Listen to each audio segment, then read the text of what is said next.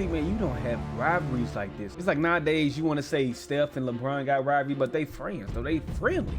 They don't have no bad blood towards each other. That's why I love, even though he get on my damn nerves sometimes, I love Westbrook mentality. He cool with everybody off the court, but on the court ain't no friend. We pooping, and I love it. And I'm hearing about this rivalry, man. It's just like, it's just refreshing.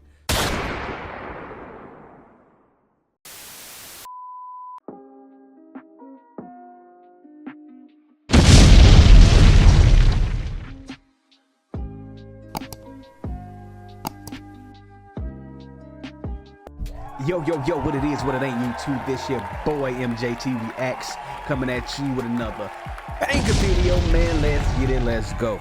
Man, when I tell you, like, since my Larry Bird videos, my GOAT series, bro, everybody been telling me to react to Larry Bird versus Magic Johnson rivalry. Now, I've done a lot of digging in NBA history of basketball to know about Magic and Larry Bird rivalry. Everybody pretty much say basketball back in the 80s, man. They was going back and forth with the MVP things. And when Jordan came into the league, he was getting dogged by these guys, bro, in their prime. It was until the 90s where he started to come on his own and do all that type stuff. But before Jordan, Magic and Larry. It is what it is, man. Greatest point guard of all time at the moment. One of the greatest small forwards of all time. Some people might say he the GOAT. Some people might say Magic the GOAT. It depends on what your opinion is. But we finna react to this video, man. Hope you like, comment, and subscribe. Comment down below of the stuff that you want me to react to. Turn on post notifications, and let's get into the video. Let's get it. The greatest individual rivalry in basketball, you and Larry. Prior to that NCAA tournament, still was the most. Oh yeah, shout out to Pro Sports. It's just a video. Yeah, shout out to Pro Sport, man, for this video, man. Watched NCAA Finals game in NCAA history. How much did you know about Larry Bird prior to that game? The first time I saw Larry Bird was actually in a magazine. Saw his stats, blown away by his stats. But let's see if he can really do it against us. And that's always a mindset of black players if he's a great white player. The summer before, they had the WIT tournament. Okay. And they brought all the best college players together to play against the world. Okay. And man, I see this guy, blonde hair. I said, all right, let me see if he can play. Okay. Man, I'm sitting there watching him shoot, Shannon. He must have made 30 in a row, all net. I think our first game was in Kentucky. We got about a 10, 12-point lead. Man, they put us in, went to 25, 30, just that fast. Fast break again, 3-on-2. Griffith, wow! That's steal by Larry Bird. So he was Steph Curry before Steph. Yeah. And I'm sitting there saying, this dude can play. Okay. We came down a couple times. I go behind my back, no look to him. He no look back to me, and I'm laying it up. I'm saying, oh man. Here's that last play. Magic Johnson going in, drops off to Bird. Bird puts it back off, inside to Johnson. Super basketball. This guy got game. Brothers, we always say, okay, can the white dude really play? Correct. Right. So then I said, oh man, he a bad boy. Right. And then we got in the game. Jack Gibbons was player of the year that year. Right. He tore him up, man. From Kentucky, Jack Gibbons from Kentucky. Kentucky. Because they won the national championship in '78. Right. That same time. Yeah, okay. Man, Larry Bird was taking it to him. I said, oh, man. I'm calling back home saying, oh, he for real. He for real. This dude, Larry Bird? Right. Oh, he got it. He can play. He's dominating Jack Gibbons. And they said, no way. I said, oh, yeah, he's dominating. So here we go, 6, 7 months later. Right. We're playing in the NCAA championship game. It is Indiana State against Michigan State. I'm Bryant Gumbel, and the fans here are going bananas. I mean, let's face it, if Larry Bird were black and came from Chicago, it wouldn't have been as big a deal. They were polar opposites. One black, one white, one outgoing, one shy. That was the charm of the attraction. I think Magic wanted to be friends with Larry Bird. He wanted to be friends with him on the World Invitational Tournament, and Larry just wasn't very receptive. I think he wanted to be friends with him during the Final Four. Larry wouldn't even go over and shake his hand. So now Magic's saying, well, what's with this guy? Everybody loves me. How come you don't love me? And then they get to their rookie year, the first time they play each other, well, they have a very hard foul. and they have to be separated a little bit. And Magic's like, all right, well, the hell with this guy. You don't like me? Fine. All right, good. I don't like you either. You know, he's a very competitive player, and I'm a very competitive player, and we go head to head, and we go for blood almost. The vibe was nasty. It was ugly. It was we didn't like each other. The PR person from the Lakers says, hey, Irvin, the Rookie of the Year voting has come out. And Magic says, okay, well, who won? He said, well, Larry Bird won. And Magic says, well, was it close? And he said, oh, no. See, man, you don't have rivalries like this no more. It's like nowadays you want to say Steph and LeBron got rivalry, but they friends, though. They friendly. They don't have no bad blood towards each other. I'm just by 3 minutes and 30 seconds of this video, man, it was bad blood. They was cool outside the court sooner or later, but on the court, no friends. That's why I love, even though he get on my damn nerves sometimes, I love Westbrook mentality. He cool with everybody off the court, but on the court, ain't no friends. Ain't no he, ha, ha, none of that. We pooping. And I love it. And I'm hearing about this rivalry, man. It's just like, it's just refreshing. Like, bro, stop being friendly on the court. You competing. Like, come on, man.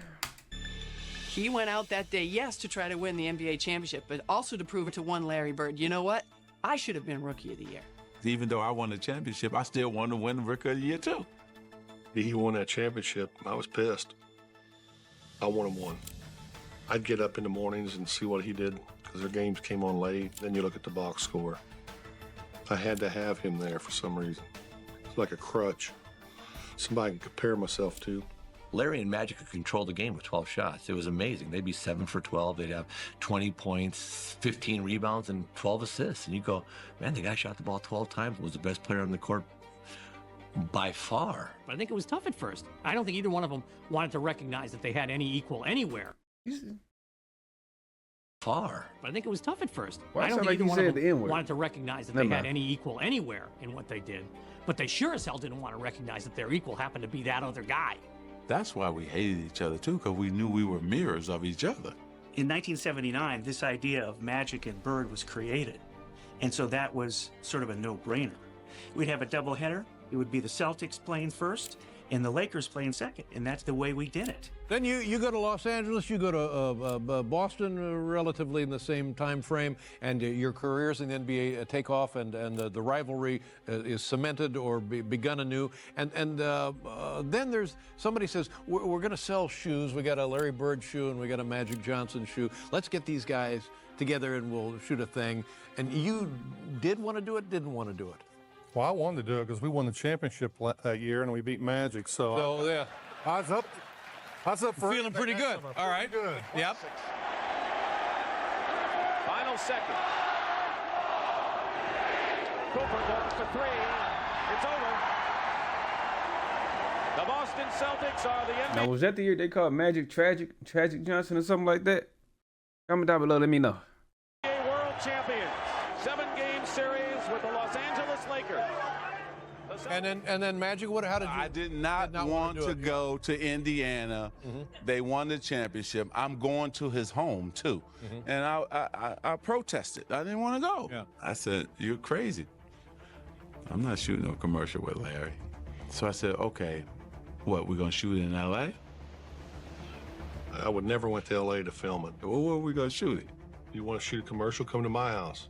I was like, oh, no. I don't know how he's going to react. I don't know how I'm going to react. We didn't even shake hands, so how are we going to do a commercial together? If you can get him here, we'll do it in my backyard on my, literally, your home court, and that's what happened. Now, and he shows up. What was you, when you saw him, were you leery? Were you worried about he's coming into my house, into my yard? You know, my mom was pretty good about it. She was all excited. My brothers were excited. They love Magic. The town was excited about having him come in our hometown. And, you know, come from a small town, it's pretty big news. French Lick. French Lick, and...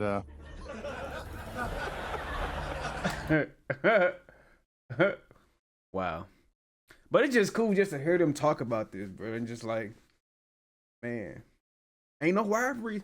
Like, what rivalry, other than you want to say Steph and LeBron, there wasn't really no rivalry, even though LeBron came back 3-1 against Steph. But Steph and them won majority of the time. It was like, is that really a rivalry for real?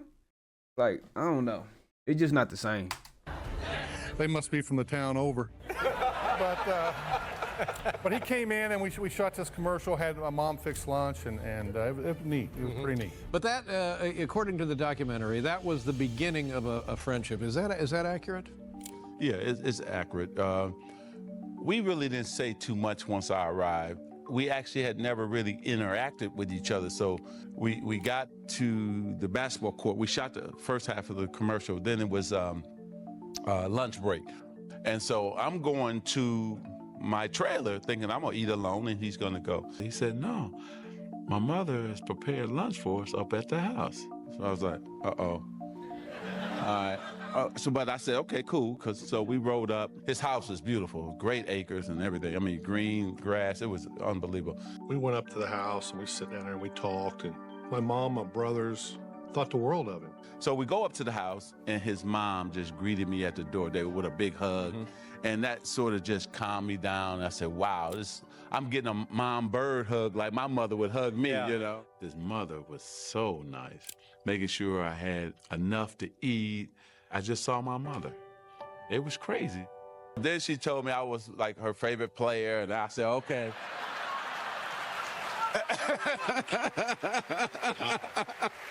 It gets worse and worse. So now I'm really sitting in the seat now. I'm waiting for lunch now because I feel good. He charmed her. I mean, you can see it, but that's magic. He makes everybody feel welcome and warm, and he's a con man. But at the end of the day, what happened was we found out we were much alike. Midwest boys, grew up poor, hardworking families, had the same values, and I got to know Larry, the man, and he got to know Irvin, the man. He met Irvin at lunch. Irvin is a good dude. I like Irvin a lot better than Magic. I was just so happy to finally be Irvin with him because Magic was like, I don't know if I want to get to know this guy. But Irvin got a chance to talk about family, how he grew up. We just became two relaxed guys, just talking. That day was great. It was a great day. Beautiful day. One of my pet peeves always is when people say, oh, Michael Jordan saved the NBA. Bullshit. Bullshit. Magic and Larry saved the NBA.